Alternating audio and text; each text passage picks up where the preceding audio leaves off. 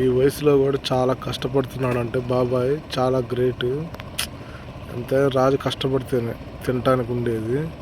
ఆయన కష్టపడితే మనం అంటే డబ్బులు ఇచ్చి కొనుక్కోవచ్చు, వాళ్ళు కానీ లేకపోతే మనం ఏం చేయలేము. చాలా గ్రేట్ బాబాయ్. బాయ్ బాబాయ్, జాగ్రత్త.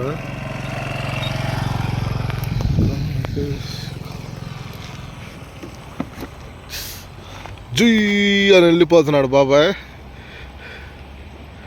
బాయ్ బాయ్ బాబాయ్, బాయ్ బాబాయ్, బాయ్ బాయ్ బాబాయ్, బాయ్ బాబాయ్. వెళ్ళిపోయాడు బాబాయ్. బాబాయ్ వెళ్ళిపోయాడు. బాయ్ బాబాయ్ వెళ్ళిపోయాడు. బండి దూరం వెళ్ళిపోయింది.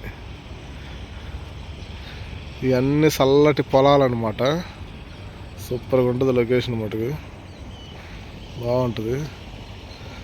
వీడియో నచ్చితే లైక్ చేయండి.